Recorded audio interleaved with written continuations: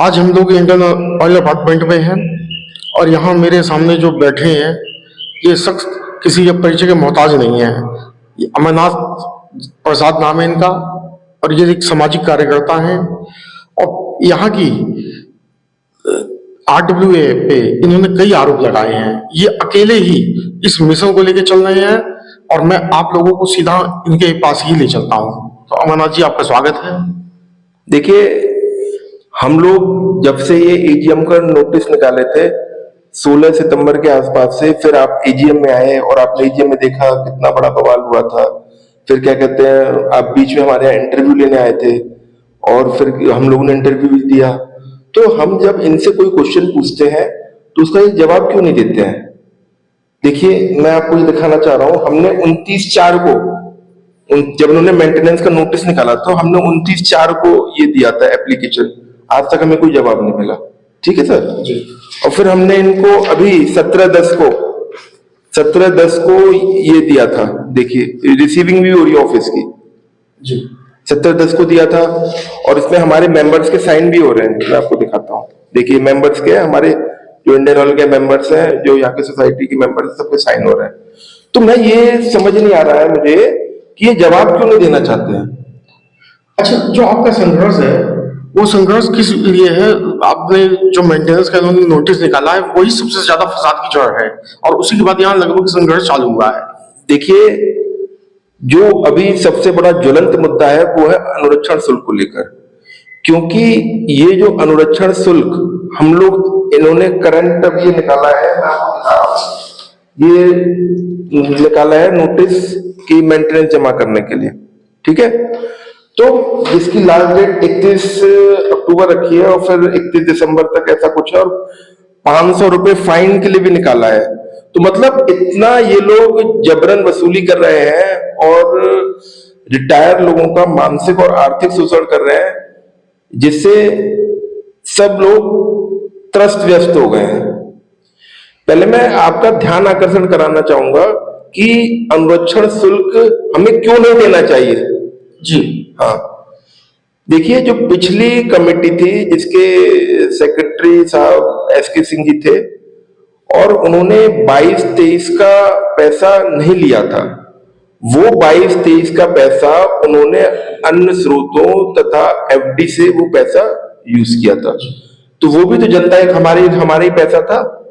तो वहां से वो 36,000 रुपए वहां से उन्होंने यूज कर लिया। ठीक है, फिर इन्होंने मई में हम लोगों से 36,000 रुपए लिया है। ठीक है, तो ये 36,000 प्लस 36,000 ये होते हैं 72,000 रुपए।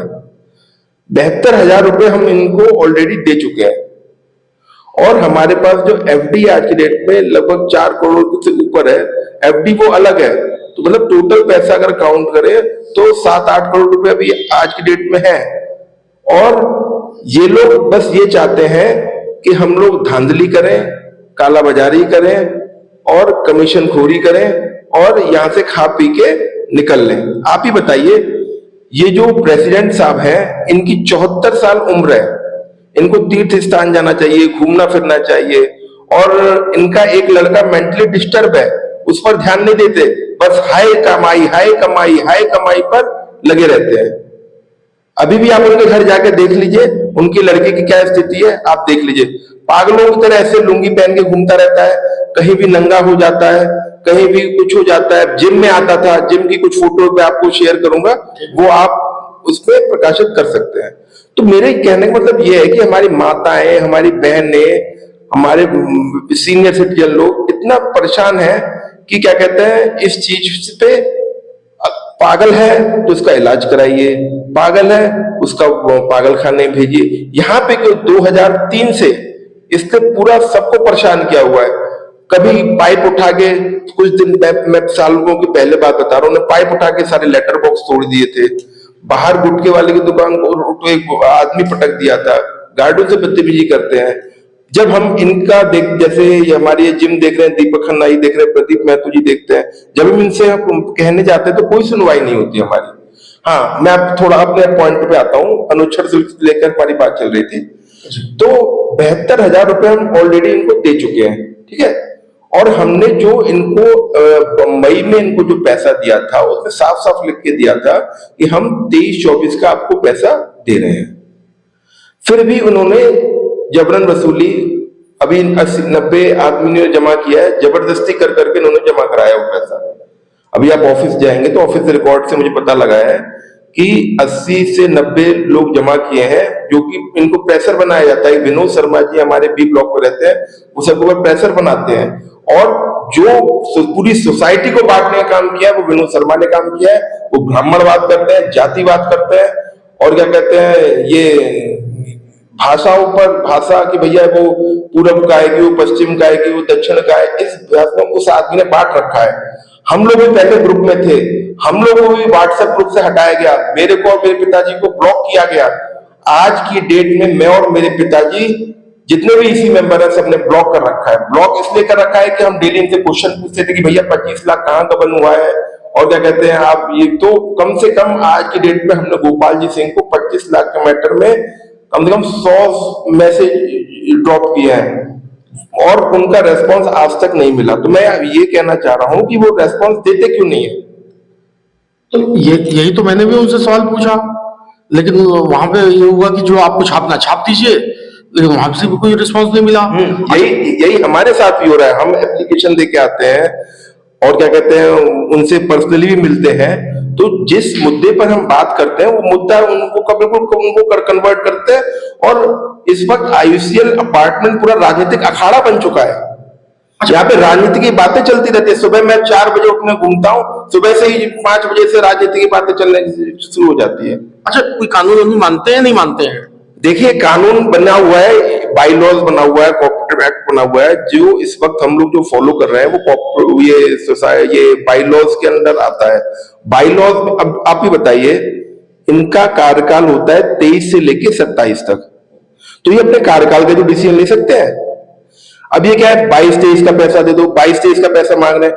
फिर 21-22 में जो एसके सिंह जी थे उनका डिसीजन था कि 42,000 रुपए सालाना मेंटेनेंस दिया जाए। उन्होंने 6,000 रुपए बढ़ाए थे मेंटेनेंस के, तो हमने 42,000 दिए।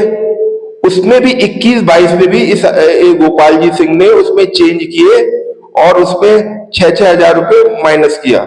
तो ये क्यों भाई, जब वो जो पैसा ऑलरेडी दिया जा चुका है, जो पेमेंट ऑलरेडी किया जा चुका है, उस पैसे को आप क्यों जिक्र करते हो? आप आइए, आप खर्चा बताइए, पैसा देने के लिए कौन मना कर रहा है? आप खर्चा बताइए। अभी जो क्या कहते हैं एजीएम इनके माइन्यूट्स आए हैं, माइन्यूट्स में लिखा गया है कि हम सीसीटीवी को बढ़ाएंगे और क्या कहते हैं हम पुलिस स्टेशन से इसको वो करेंगे कनेक्ट। ऐसा हो सकता है? संभव है? नहीं है। मैं तो कह रहा हूं प्रधानमंत्री के घर से तक इसको वो कर दो, सारे कैमरे लाके प्रधानमंत्री के घर से जोड़ दो। ऐसा संभव है? नहीं संभव है ना। मैं कह रहा हूं कि इंडियन ऑयल अपार्टमेंट को चांद पर जाके बिठा दो। ऐसा संभव है? नहीं हो सकता ना। मैं कह रहा हूं इसमें लिखा है कि पूरे 8 छत पे सोलर वो लगाओ। संभव है? नहीं संभव है। बस ये जबरदस्ती ये काम निकालते हैं। उसमें आप देखिए, माइन्यूट्स में आपको दिखाऊंगा, मैं आपको भेज दूंगा। उसमें माइन्यूट्स में लिखा है 45 लाख रुपया सोलर उस प्लांट में वो लगेगा, जो हर छत पर लगेगा। उसकी मेंटेनेंस इतनी ज्यादा होती है। मेरे घर पे 3-3, 4-4 इलेक्ट्रिकल इंजीनियर, मेरे जीजा जी खुद एनटीपीसी में डीजीएम है। मेरी उनसे बात हुई थी तो बोल रहे थे भैया ये सक्सेसफुल नहीं है क्योंकि इसकी मेंटेनेंस बहुत ज्यादा आती है। तो जब मैं किसी चीज को बताता हूं तो लोग समझने ही नहीं चाहते हैं। और दूसरी बात, ये लड़ाई मैं अकेले लड़ रहा हूं, और क्या कहते हैं सबसे मैंने बोला था कि मैं लखनऊ के चक्कर काट रहा हूं। आप देखते हैं मैं कितना बिजी रहता हूं। आपके उस दिन प्रिंटिंग प्रेस भी गया था मैं, और क्या कहते हैं आपसे मिलने भी गया था आपके ऑफिस। आना जाना क्या कहते हैं अपना टाइम खराब करता हूं। मैंने कहा था सब लोग 500 रुपए कर दीजिए और मैं आपका मेंटेनेंस के लिए लड़ रहा हूं, लखनऊ जाता हूं, ये करता हूं, तो अधिकारियों से मिलता हूं। तो आज की डेट में ओनली 20 लोग ने पैसा डाला है। ओनली ये है आईयूसी के लोग, ये है इनके मैं इनके लिए लड़ रहा हूं। मैं इनके बेटे के समान हूं, सबसे छोटा हूं, है ये लोग मतलब 500 रुपए देने के लिए इतना सोच रहे हैं, और वहां पे वो 36,000 मांग रहा है। इनसे इनका अत्याचार कर रहा है, मानसिक शोषण कर रहा है, आर्थिक शोषण कर रहा है। वहां पे वो पूछने नहीं जा रहा कि भैया 36,000 आप किस चीज के ले रहे हो? आपने बजट में कुछ दिखाया नहीं, आप 36,000 रुपए किस चीज के लिए ले रहे हो? जी बताना चाहिए ना। और यहाँ 500 रुपए देने के लिए मैं जैसे शाम को घूमता हूँ, मैं लोगों को समझाता हूँ अपनी बातों को कि भैया अंकल जी ऐसा है, 500 रुपए का कोई वो नहीं है। लोग मुझसे 10 सवाल करते हैं, हम क्यों दें 500 रुपए, हम क्यों दें, जी जबकि मैं सत्य के लिए लड़ रहा हूं। सत्य के लिए। तब ये हाल है। उससे कोई नहीं पूछने आता गोपाल जी सिंह से, AK तिवारी से, KM शर्मा से, भैया 36,000 रुपए क्यों ले रहे हैं, जबकि बिल्कुल कानून के खिलाफ है, बाई लॉज का उल्लंघन है। अच्छा, मैं एक सवाल ये पूछना चाहता था कि यहाँ पे जितने लोग हैं सब कानून को मानने वाले लोग हैं, सब क्वालिफाइड लोग हैं, सब अधिकारी रंग से आए हैं, तो ये इतना भारी अत्याचार यहाँ पे हो रहा है, ये इतना सह क्यों रहे हैं?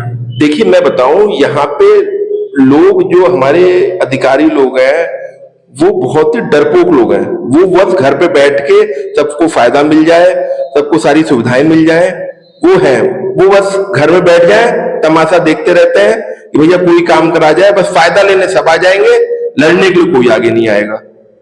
लड़ने के लिए DN प्रसाद, खुर्शीद अहमद, SK सिंह जी, मुकुल कुमार जी ये आगे रहे, और फायदा सबको चाहिए। भाई जब आपका अत्याचार हो रहा है आप आगे आइए, आप लोगों को जगाइए, आपका शोषण हो रहा है, मानसिक से हो रहा है, आर्थिक से हो रहा है, आप इस 60 साल के ऊपर भी आपका क्या कहते हैं लोग शोषण कर रहे हैं और आप आगे नहीं आ पा रहे, तो ये बहुत ही शर्मिंदगी की बात है इन बड़े बूढ़ों के लिए। जी, तो अच्छा ये एक मैं सवाल आपसे पूछना चाहता हूँ। यहाँ मैंने अभी कई लोगों से मैंने बात किया, बाहर लोग कैमरे के सामने आए बिना पीछे से उन्होंने मुझे बताया कि यहाँ 13 सितंबर को कुछ मामला हुआ था, गोपाल सिंह जी के परिवार के ही लोगों ने कहीं बदतमीजी ऐसा कुछ, क्या मामला है ये? अच्छा आपने अच्छा यार क्वेश्चन कर दिया मुझसे, और मैं आपको ऐसे प्रकाश डालना चाहता हूं। ऐसा हुआ था 13 सितंबर की बात है, शाम के करीब 7 से 8 बज रहे थे।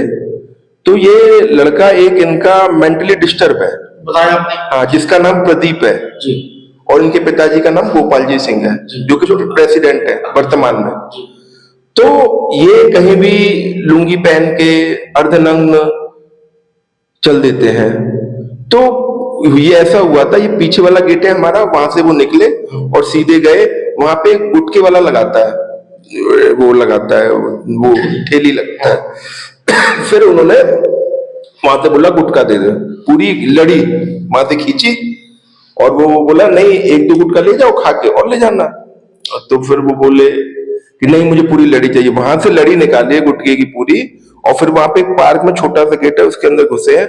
वहां पे हमारी बेचारी 2 माताएं घूम रही थी, और क्या कहते हैं इतनी तेज से उनकी आंखों में ऐसे मारा, पूरा नील पड़ गया उनकी आंखों में, बिना बात के? बिना बात के। और यहाँ सबको मालूम है ये बात सबको मालूम है। सोसाइटी में इतनी इसकी एक्टिविटी है, मैं आपको भी बताऊंगा। अच्छा, तो उसके बाद क्या हुआ? उसके बाद क्या हुआ, उस महिला ने पुलिस बुलाई, और फिर क्या कहते हैं गोपाल जी सिंह ने अपने लड़के को, यहाँ पीछे गार्ड बैठता आपने देखा होगा, उसको बोला कि इसको घर छोड़ के आइए। फिर वो गए वहां कुछ टाइम पे हमारे एक और हमारे वयस्क लोग घूम रहे थे, मिस्टर KS यादव जी, वो भी उस समय मौजूद थे, वो अभी विदेश गए हुए हैं। तो वहां पे मतलब कि मान के चलिए पुलिस वाले आ गए और सब आ गए, उस लेडीज ने पुलिस कंप्लेन कर दी। तो मतलब कि हम इतना अत्याचार क्यों सहे? पागल है भैया, आप इसका इलाज कराइए, आप इसको पागल खाने में भर्ती कराइए। ये थोड़ा सोसाइटी वाले कब तक इसको झेलेंगे? भाई आप बताइए, नंगा ऑफिस में जाके बैठ जाता है, नंगा जिम में चला जाता है, जिम का मेंबर नहीं जिम में क्यों आता है? जब हमें काम होता है, हम गोपाल जी सिंह से गेट में बोलते हैं भैया ये हमें मीटिंग करनी है, आप क्लब खोल दीजिए। गोपाल जी सिंह कहते हैं नहीं खुलेगा। क्या गोपाल जी सिंह की पर्सनल प्रॉपर्टी है क्या? हमारे पिताजी का कंट्रीब्यूशन नहीं है क्या? और मेंबरों का कंट्रीब्यूशन नहीं है? क्यों मना करते हैं वो? और उनका लड़का ऑफिस में घुस जाए नंगा, क्लब में मीटिंग चल रही होती है वहां नंगा घुस जाता है, जिम में नंगा घुस जाता है। अब एक मेरे आंखों के सामने की बात है, 15 सितंबर की मैं घटना बता रहा हूं, मैं उस महिला का नाम नहीं लूंगा क्योंकि सोसाइटी की महिला है। वो जिम कर रही थी, इनका लड़का गया है अंदर और वो लुंगी में था और उसने पूरी लुंगी उठा दी, पूरी लुंगी उठा दी। फिर क्या कहते हैं उस महिला ने उनके पिताजी को फुर्सलाया, इनके पिताजी गए और फिर इनके पिताजी को खूब बताया कि भैया आप अपने लड़के को नहीं संभाल सकते तो इसमें क्या कहते हैं, आप ये 2 आदमी रख लीजिए इनको संभालने के लिए। भाई अभी भाई बूढ़ा लड़का हट्टा कट्टा है, नहीं संभल रहा है, तो 2 आदमी रख लीजिए, 2 गार्ड अलग से रख लीजिए, इसकी वो करेंगे, सेवा करेंगे, कहाँ जा रहा है कहाँ आ रहा है उसका रक्षक करके रखेंगे। तो क्या कहते हैं ये नहीं। अब बताइए 74 साल की उम्र में कहते थे मैं नहीं लड़ूंगा, और क्या कहते हैं फरवरी में जाकर चुपके से नामांकन भर आए। अगर आप बताइए, सबसे पहली बात, आपको सोसाइटी की सेवा करनी है, जो भी हमारे मेंबर है उनको अपने वॉलंटरी आगे आना चाहिए कि साहब हमें सोसाइटी की सेवा कर। यहां पर सब ऐसे करते हैं, हम डीजीएम है, हम डायरेक्टर है, हम ईडी है, हम ये है, हम वो है। भाई आप जब रिटायर हो गए, you are only a senior citizen, बस ये आपकी डेजिग्नेशन है।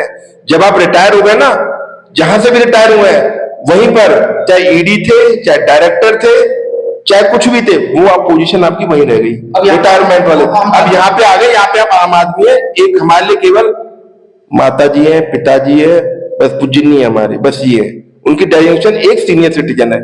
जो पद की बात करता है वो सोसाइटी की सेवा कभी नहीं कर पाएगा।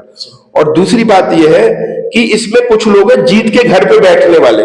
भैया जीत गए, घर पे बैठ गए, हमारा नाम हो रहा है साहब हम इलेक्टेड मेंबर हैं, ठीक है।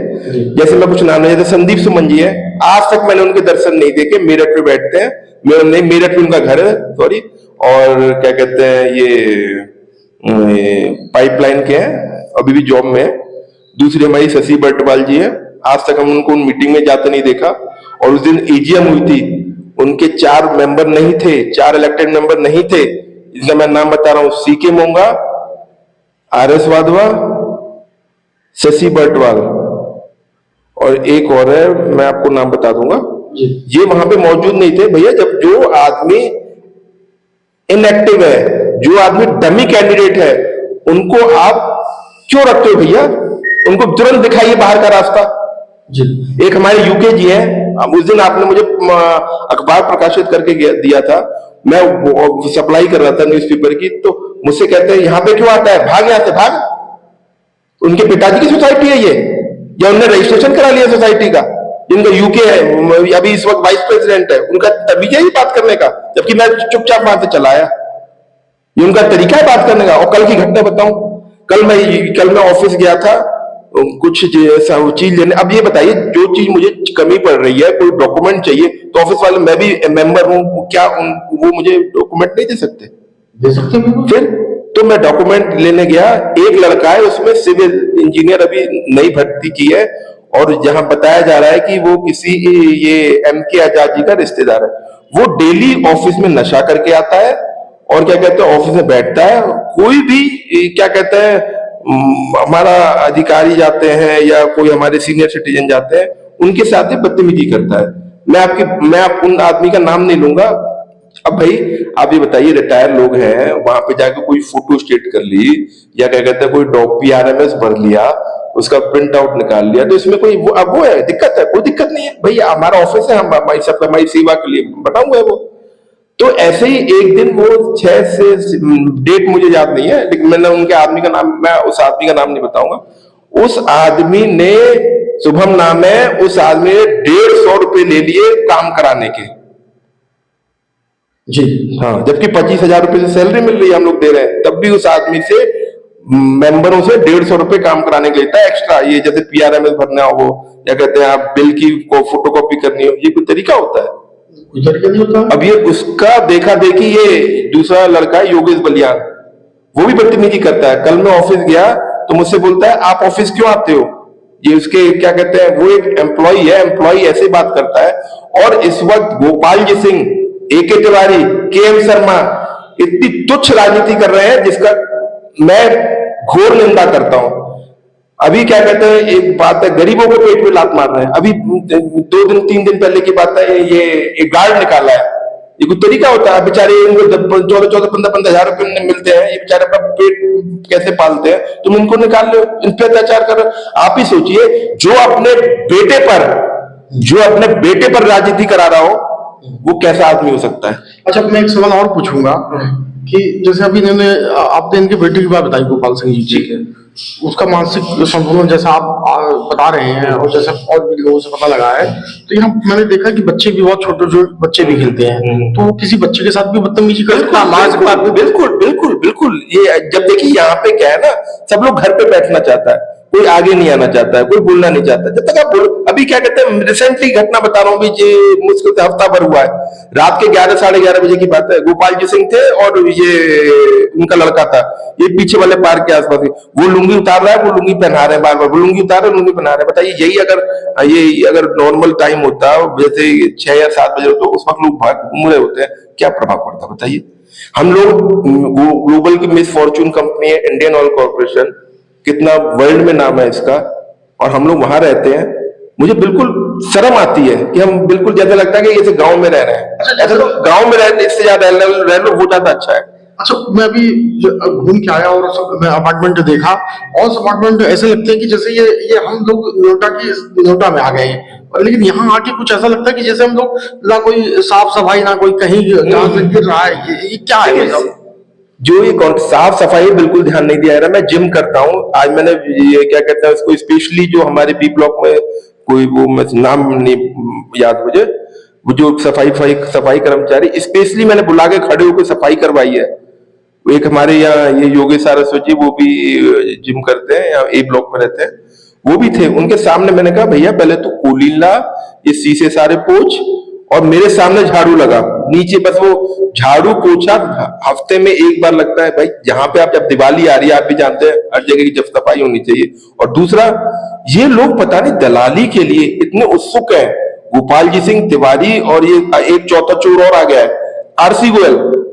ये इतना बड़ा, जो उस दिन वहां बैठा था आपके सामने, वो आरसी गोयल, सारा कहानी बीज यही बोलता है जी। तो मेरा ये कहना है कि क्या कहते हैं भाई, अभी टर्माइट में घोटाला किया इन्होंने, अभी दीमक की दवाई लगाई, उसमें घोटाला किया है, उसमें भी घोटाला लगा। ये तो भैया पानी में, बिजली में, क्या कहते हैं, जहां घोटाला, मतलब कि 10-10 रुपए के लिए मरता है गोपाल जी सिंह, ऐसा आदमी है, मैं आपको सही बताऊं। अच्छा, यहाँ अगर गौशाला होती, जब वैसे अपार्टमेंटों में होती नहीं है, लेकिन गौशाला होती तो चारे में घोटाला लग जाते। चारे में तो लालू जी कर गए थे।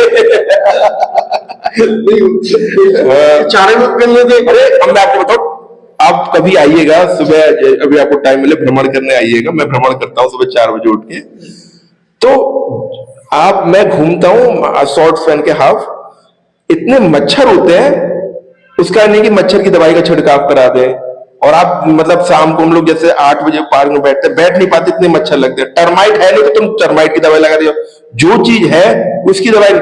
मच्छर खा खा के, मच्छर ने लोगों को खा खा के इतना बीमार कर दिया है, लोगों को डेंगू हो गया है। एक हमारे ऐसे अंकल जी हैं जिनका नाम है सुमन सिंह जी, उनको भी डेंगू हो गया था, मच्छर काट लिया था, वो बेचारे अभी बहुत वीक हो गए हैं। तो मतलब जो काम, और भी बहुत लोगों को, 4-5-6 लोगों को डेंगू हो गया, उस पर आप लोगों का ध्यान नहीं है। बस दलाली है दलाली, कहां से दलाली आए बस। अच्छा, अब हम लोग इसके इंटरव्यू की आखिरी में चलते हैं। जो आपने पत्र भेजा है, जो इन पे आपने आरोप लगाया, जो आपने इनके खिलाफ मोर्चा खोला है, तो आपने कहाँ भेजा है? देखिए, पहले तो मैंने बताऊंगा आपको कि मैंने मुख्यमंत्री कार्यालय में भेजा है, और डीएम साहब के पास भेजा है, और एक अपर आयुक्त के पास भेजा है। जो ये कॉपी आपको मैं दे रहा हूँ, ये देखिए साफ साफ लिखा है, अपर आयुक्त को ये लेटर पहुंच चुका है। मेरी लखनऊ बात भी हो गई है, और मैं समझता हूँ कि 2 या 1 इसी मतलब 1-2 दिन में कोई ना कोई जांच बढ़ जाएगी।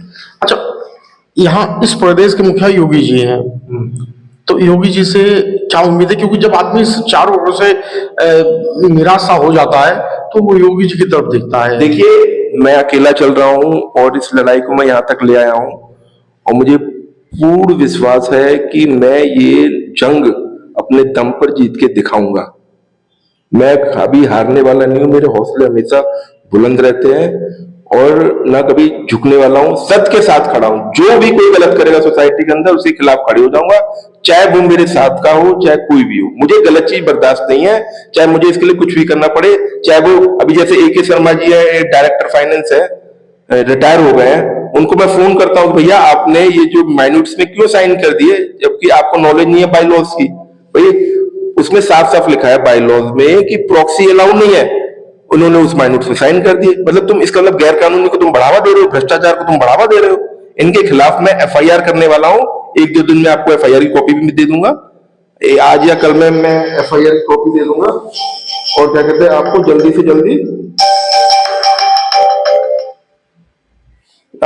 से जल्दी इसका परिणाम भी आपको मिल जाएगा। तो मुख्यमंत्री जी से क्या अपील है आपकी, क्योंकि आपका ये इंटरव्यू हम लोग कोशिश करेंगे कि ज्यादा से ज्यादा लोगों तक पहुंचे, तो मुख्यमंत्री जी से क्या अपील है? अब देखिए, मैं लास्ट 4 लाइन में इसको खत्म करूंगा अपनी बातों को, आपको भी बहुत टाइम हो गया।